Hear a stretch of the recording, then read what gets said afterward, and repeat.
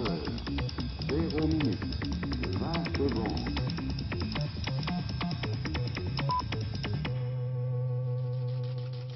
20 heures, 0 minutes, 30 secondes. Je vais maintenant parler de mes références et mes cultures visuelles.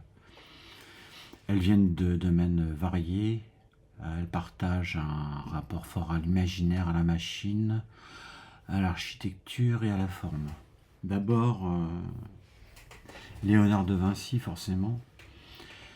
Peintre italien, génial, ingénieur, inventeur, scientifique, architecte. Mondialement connu et reconnu surtout par rapport à la Joconde. Une œuvre mystérieuse sur beaucoup de points. Les théories sur ce tableau, qu'elles soient scientifiques, religieuses, psychanalytiques, artistiques, etc., en ont fait une icône, une légende. Par exemple, Freud estimait que Léonard de Vinci était homosexuel et impuissant, mais cette interprétation psychanalytique est très contestée aujourd'hui. Ce n'est pas un fait, mais c'est une théorie datée. Le tableau a été analysé au rayon X et on s'est rendu compte qu'il n'y avait pas ou peu de traces de coups de pinceau. Je me suis documenté là-dessus dans l'émission d'Arte qui s'appelait Palette et qui n'est plus diffusée aujourd'hui mais qu'on peut encore trouver en DVD sur leur site. Et à ce sujet, le peintre déclarait qu'il avait été que le tableau donc avait été exécuté par la main de Dieu. Cette citation est attribuée mais pas solidement documentée, elle est souvent reprise, mais reste apocryphe, c'est-à-dire attribuée à quelqu'un sans preuve fiable ou rapportée sans source solide, donc douteux historiquement, même si c'est très répandu. Et cette citation est tout de même très interprétative. Toujours dans le tableau, De Vinci a inventé le sfumato, technique mise au point par lui. C'est un effet de brume, de contours flous, d'absence de lignes nettes. Un autre aspect assez remarquable, les spectateurs qui regardent la Joconde au Louvre disent qu'ils sont déçus par la taille et observent par ailleurs qu'ils ont l'impression que la Joconde les regarde, même lorsqu'ils se déplacent devant elle. Et c'est ce fameux sfumato qui participe à l'impression que la Joconde te regarde, quel que soit ton déplacement.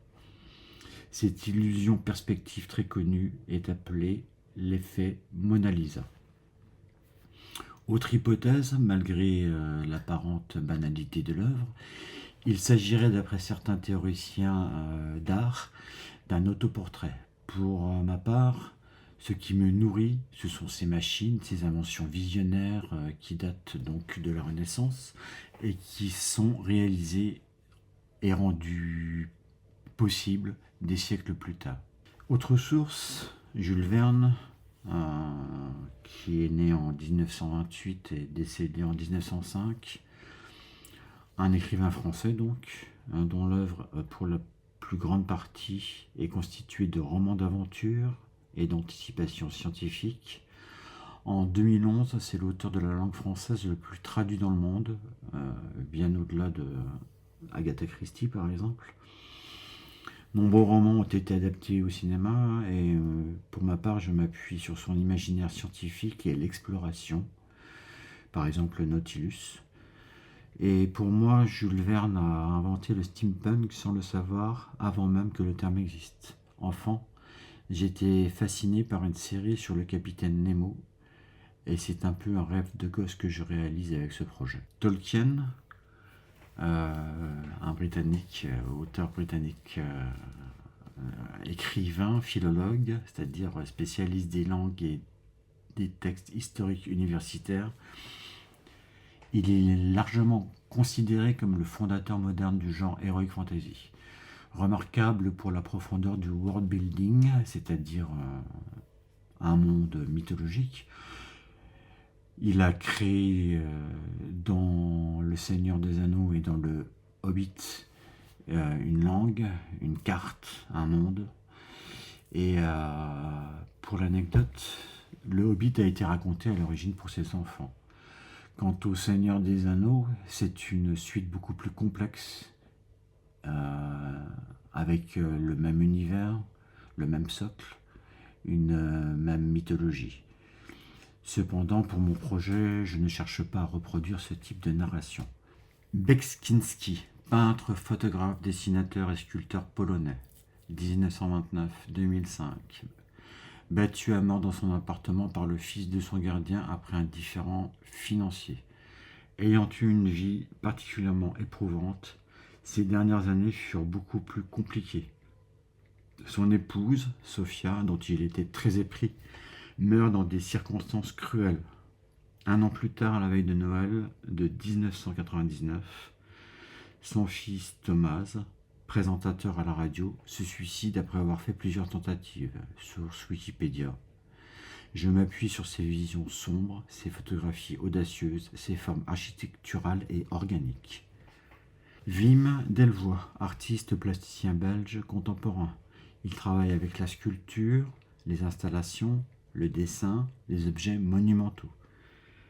Je l'ai découvert dans Beaux-Arts Magazine et je souhaite m'inspirer de son rapport à la machine, au baroque, à la démesure et à l'objet monument. Il expose notamment à la Galerie Perrotin à Paris et en ce moment au Louvre-Lens dans l'exposition Gothique entre le 24 septembre 2025 et le 26 janvier 2026. Donc si vous avez envie de voir ses œuvres, il est encore temps. J'ai voulu au début de faire un tour qui pouvait couvrir le pyramide. Le pyramide, il a 35 sur 35 mètres et je voudrais le couvrir. Naturellement, c'est pas possible. Financièrement, c'était pas possible pour moi. Mais directement, les gens du Louvre, ils m'ont fait un faveur. Ils ont dit, Wim, c'est pas possible, pas du tout. Mais ça, c'est plan A. Et plan B, c'était, ok, une grande sculpture dans le pyramide. Pas au-dessous, mais dedans. J'aimais bien l'idée que les gens devaient entrer mon travail pour voir n'importe quoi dedans. Maintenant, quand ils vont entrer le Louvre, encore, ils doivent passer mon travail. La Terran Trade Authority, TTA, que j'ai découverte via la chaîne de Alt 236 dans sa vidéo sur Vermis. Je me réfère aux illustrations de vaisseaux et à la manière de présenter un univers comme un dossier technique ou une archive. Certains ouvrages, aujourd'hui assez rares, proposent des plans de vaisseaux, et là aussi, on peut parler de diégèse. Donc, c'est tout ce qui existe dans l'univers raconté, lieux, règles, objets, archives, sous-entendus par les personnages, etc. L'inverse est ce qui est hors diégèse, exemple musique d'ambiance ajoutée au montage. Il existe deux définitions. Donc l'autre, c'est présenter un univers fictif comme s'il était réel via des normes internes au monde. Donc avec des dossiers, des notices, des plans, des catalogues, archives, des rapports, des inventaires, muséographie. Alt 236 parle plutôt de forgerie. Un faux fabriqué pour tromper, donc ça c'est la règle de base, mais dans le sens créatif, c'est une approche artistique, un faux assumé mais fabriqué avec des codes du vrai, donc pareil, des documents, des archives, etc. Très documenté.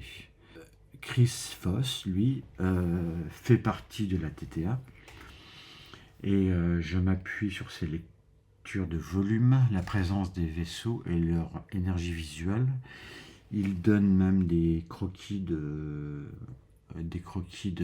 plans pour ces vaisseaux. Il a aussi réalisé des illustrations d'épaves.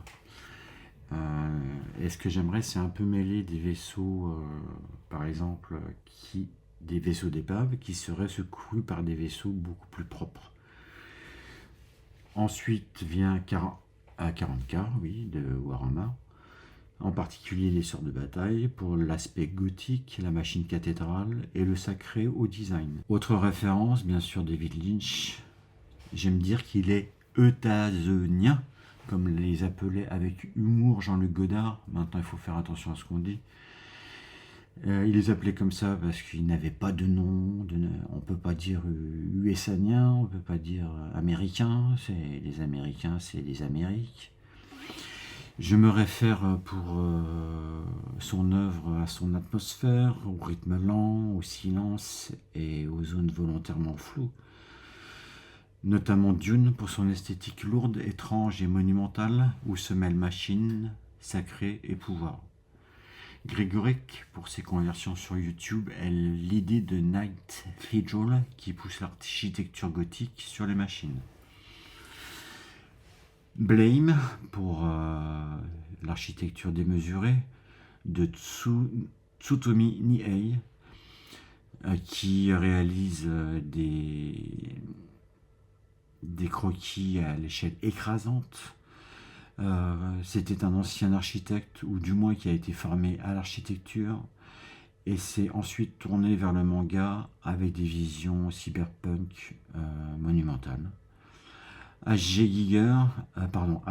Giger, plasticien suisse pour la fusion du mécanique et de l'organique. Dan Dose pour son approche libre du scratch build et du détournement de matériaux.